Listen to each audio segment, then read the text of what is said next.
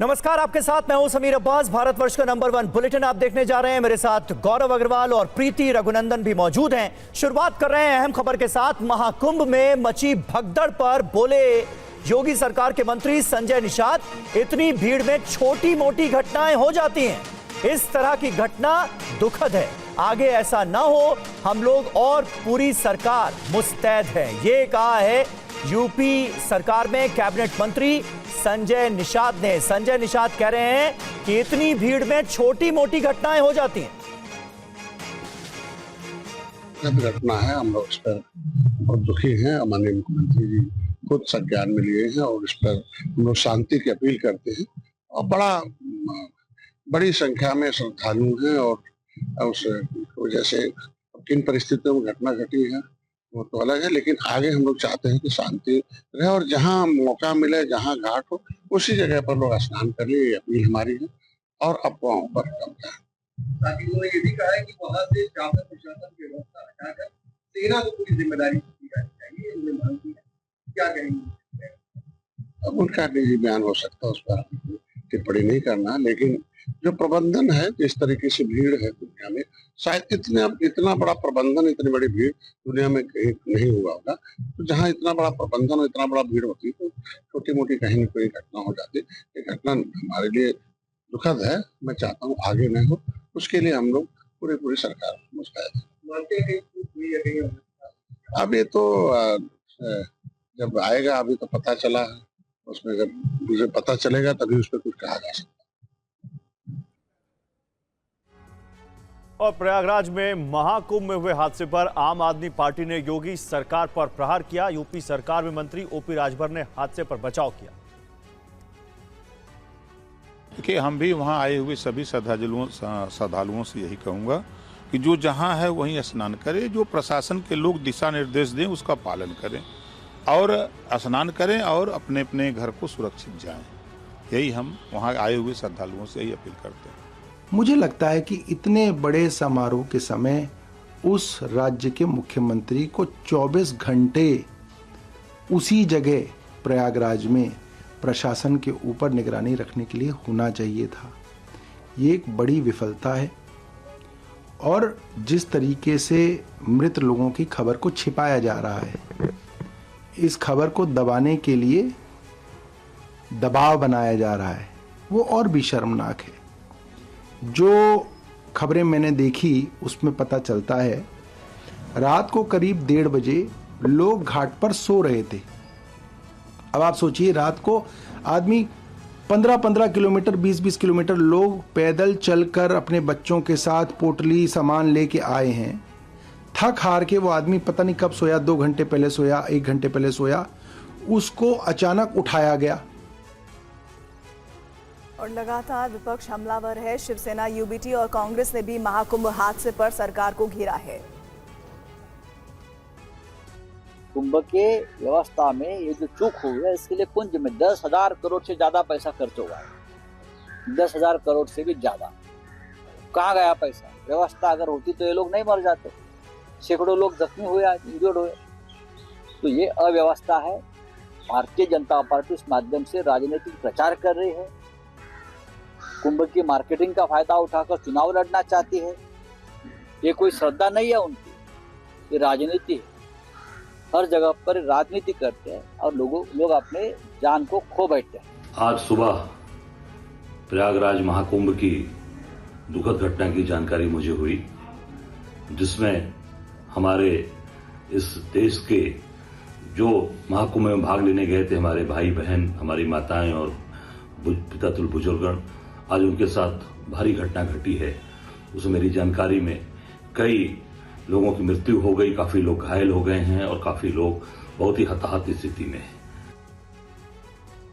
और प्रधानमंत्री नरेंद्र मोदी ने महाकुंभ स्नान के दौरान हुए हादसे को लेकर दुख जताया है। उनकी तरफ से क्या कहा गया है, सुनिए। उस हादसे में हमें कुछ पुण्यात्माओं को खोना पड़ा है। कई लोगों को चोटें भी आई हैं। मैं प्रभावित परिवारों के प्रति संवेदना व्यक्त करता हूं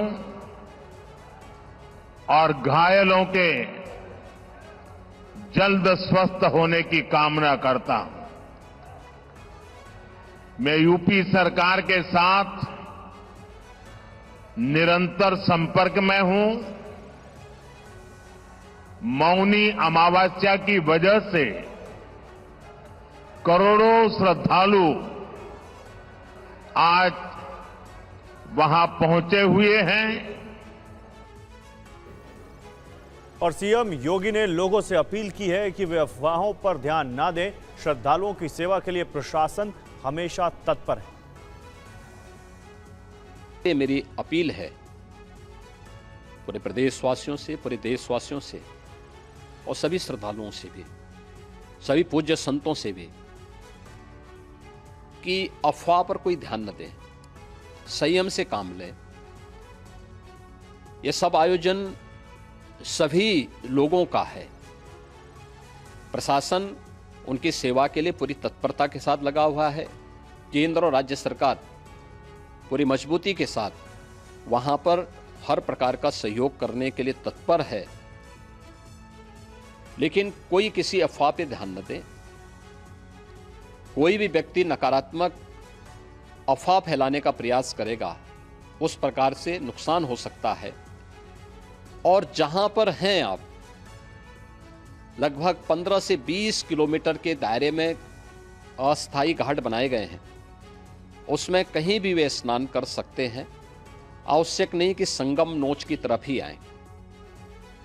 प्रयागराज में बीती रात क्या हुआ था? भगदड़ मची थी या भीड़ की वजह से हादसा हुआ? कुंभ क्षेत्र के एसएसपी ने क्या कहा? तस्वीरें क्या बयां कर रही हैं? आइए देखते हैं रिपोर्ट। कोई स्टैम्पीड वाली बात नहीं थी। बेसिकली ओवर क्राउडिंग हो गई थी, जिससे कुछ श्रद्धालु घायल हो गए थे। एसएसपी साहब कह रहे हैं कि भगदड़ नहीं हुई है, लेकिन उस वक्त की तस्वीर कुछ और कह रही है। बिखरे हुए सामान, लोगों की चप्पलें। जिस वक्त हादसा हुआ ठीक उसके बाद ही टीवी9 संवाददाता मनीष वर्मा की रिपोर्ट दिखाते हैं।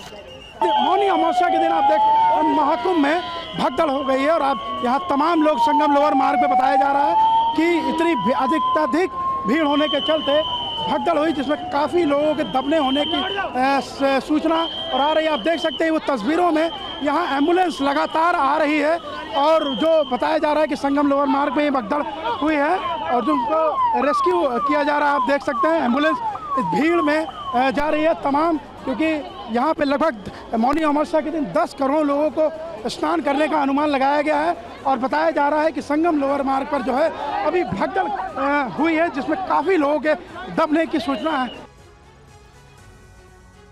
और प्रयागराज में चल रहे महाकुंभ में आज मौनी अमावस्या के मौके पर स्नान के लिए भारी भीड़ है। हालात ये हैं कि प्रयागराज से 50-60 किलोमीटर दूर भदोही के पास हजारों लोग रास्ते में ही फंसे हुए हैं।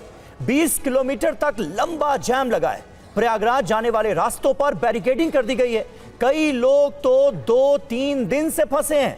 हमारे संवाददाता रुपेश कुमार की यह रिपोर्ट देखिए। महाकुंभ प्रयागराज जाने वाले तमाम रास्ते बंद कर दिए गए हैं। उत्तर प्रदेश पुलिस ने तमाम रास्तों को सील कर दिया है। ना सिर्फ प्रयागराज के आसपास के रास्ते, बल्कि 70 किलोमीटर और 80 किलोमीटर दूर जो ग्रामीण सड़कें हैं, जो अल्टरनेटिव के रूप में लोगों ने इस्तेमाल करने की कोशिश की थी, यानी कि जीटी रोड, एनएच जो जाम किया गया था, वहां से लोगों की आवाजाही बंद की गई थी। अब सरकार ने, उत्तर प्रदेश पुलिस ने ये सुनिश्चित किया है कि लोग इन ग्रामीण सड़कों से होकर भी किसी तरह से अंदर प्रयागराज तक न पहुंच पाएं। लोग कल रात से, सुबह से ये जो बैरिकेडिंग है, देखिए कितना सकरा रास्ता है, ग्रामीण इलाका है, ग्रामीण सड़क है और ऐसी सड़कें हैं, उन सड़कों को भी बंद कर दिया गया है। ये बैरिकेडिंग कब से लगाई? 10 बजे से लगभग खोलने का कोई अभी तक कोई आदेश, कुछ ऊपर से आदेश कोई नहीं है। अगले आदेश तक बंद रखा जाए। लोगों की परेशानी आपको तक पहुंच रही है? हाँ, लोग समस्या बता रहे हैं। समस्या से कब से फंसे हैं आप लोग? सर हम तो सर कल सुबह 9 बजे से फंसे हैं। कल से फंसे जी, मोतिहारी जिला चंपारण से आए हुए हैं सर। 9 बजे से फंसे हुए पूरी तरह। हम गोरखपुर 12 बजे से निकले, तब से वेस्ट बंगाल से आए हैं। अच्छा, कलकत्ता से। आज 4 दिन 4 दिन फंसे हुए हैं। फंसे हुए 4 दिन। पीने का भी बहुत हाल हो गए हैं। ये बताइए कि यहाँ से कितना किलोमीटर है, प्रयागराज कितना किलोमीटर है यहाँ से? 55 किलोमीटर है। 55 किलोमीटर। और 55 किलोमीटर दूर ही रास्ता बंद कर दिया गया। सब रास्ते बंद कर दिए। हमका खाने पीने का भी बहुत हाल हो गए। हमका तो आज रात 11 बजे का हमारा प्लेन है, हमको एयरपोर्ट पहुंचना है, लेकिन हमको छोड़ नहीं रही। रात 11 बजे का प्लेन है हमारा पुनः वापसी का। तो डुबकी तो किसी ने नहीं लगाई? नहीं लगाई। कई किलोमीटर तक गाड़ियों का काफिला और गाड़ियों की कतार लगी हुई है, कई किलोमीटर पीछे तक, सब प्रयागराज जाने की कोशिश में। सुबह से ये सड़क बंद किया गया है, लेकिन लोग घूम रहे हैं। NH के पास गए, जो GT रोड है वो पूरी तरह से कल रात से ही बंद कर दिया गया। और उसके बाद से आप देखिए, और ये स्थिति तब है जब उत्तर प्रदेश सरकार ने, उत्तर प्रदेश परिवहन विभाग ने गाड़ियां चलाई, लोगों के पास तक भेजा, लोगों के ज़िले तक भेजा। ये भी देखिए उत्तर प्रदेश परिवहन की ही बस है। लोग जहां तहां फंसे हुए हैं, गाड़ियां लोगों ने लगा रखी है। कुछ कहीं खाने को मिल जाए तो उनका नसीब है, लेकिन लोग भूख से यूं ही पड़े हुए हैं। देखिए बाबा कब से सोए हैं। क्या बाबा नींद आ रही है? कब से फंसे हैं? हम लोग तो काले से फंसे हैं। कल ही से? किस तरह से फंसे हुए हैं? कई घंटे से लोग अपनी गाड़ियों से उतर करके और शरण ले रखा है। जहां तहां सड़कों पर लोगों ने अपना आशियाना लगा रखा है। जिस तरह से जहां भी आप देखिए, यहां से लेकर के लोगों के दरवाजे पर, यहाँ वहाँ, जहां तहां लोगों ने जिसके दरवाजे पर। कहाँ जाना है चाची? बोलिए। जाना कहाँ है? नहाए। कब से फसल बनी? कब से? काले से फसल बनी।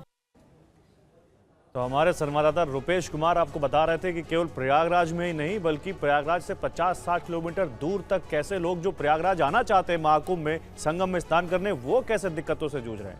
वैसे रास्ते में फंसे लोगों के लिए खाने पीने का भी संकट है। लोगों ने अपने खाने पीने का जुगाड़ कैसे किया है, ये भी देखिए हमारे संवाददाता रुपेश कुमार की इस रिपोर्ट में।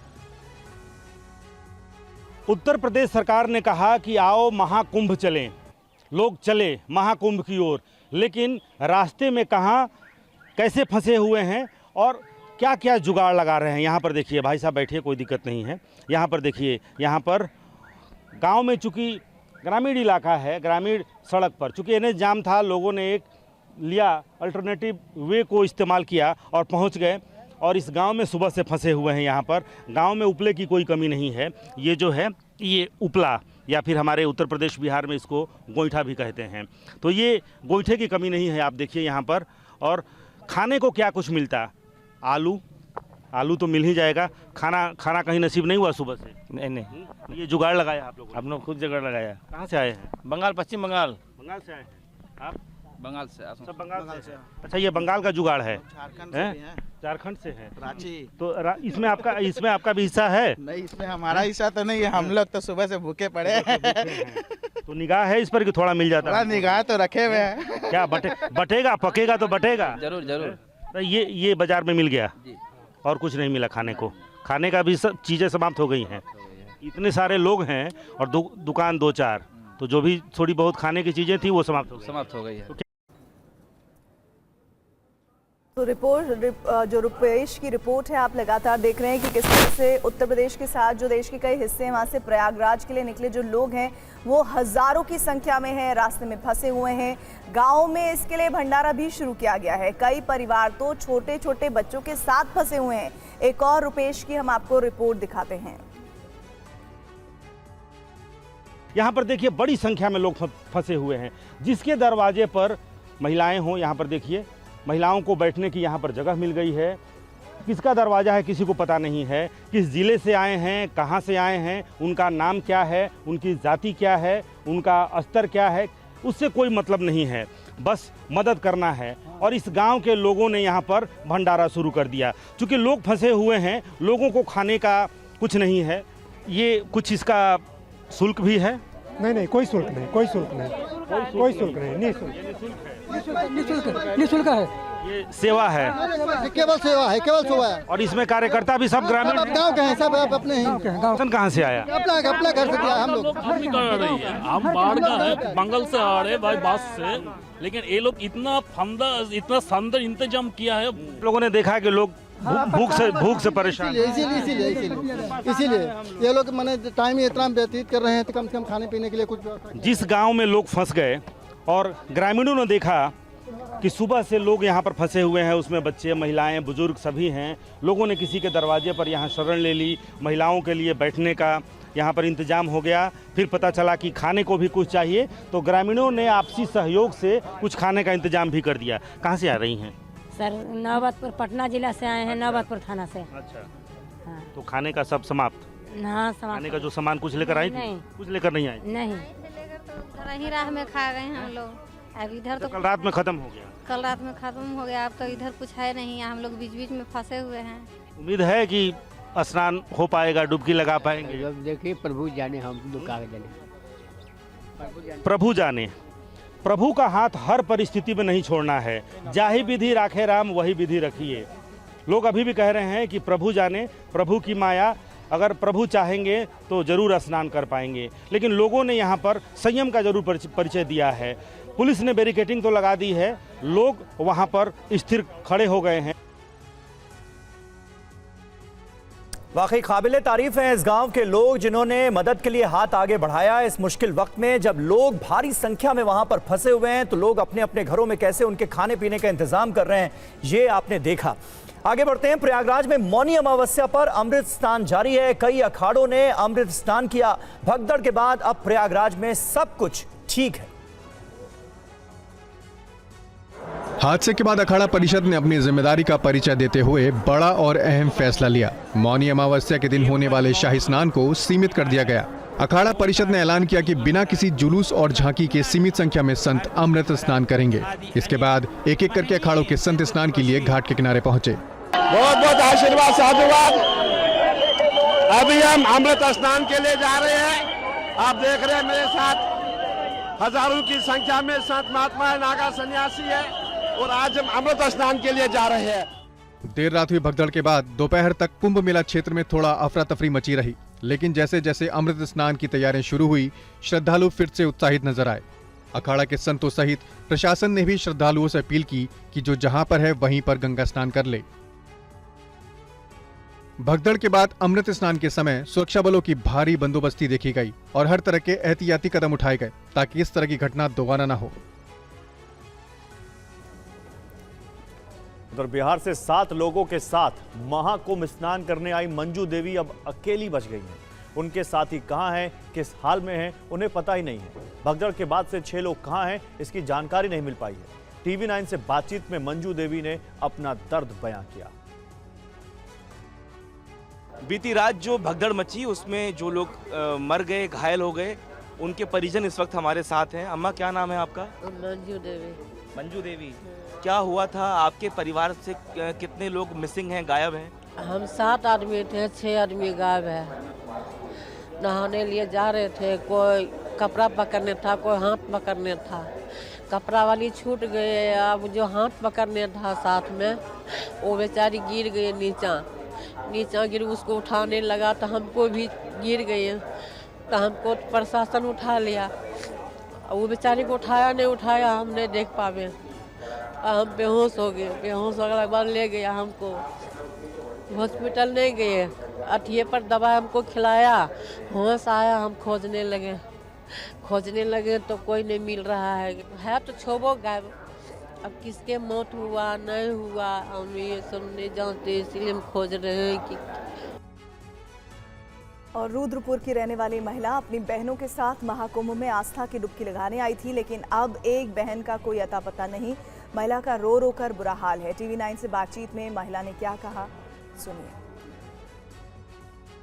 माता जी कहाँ से आई है, किसको ढूंढ रही है? मोदी हमारी दीदी मर गई,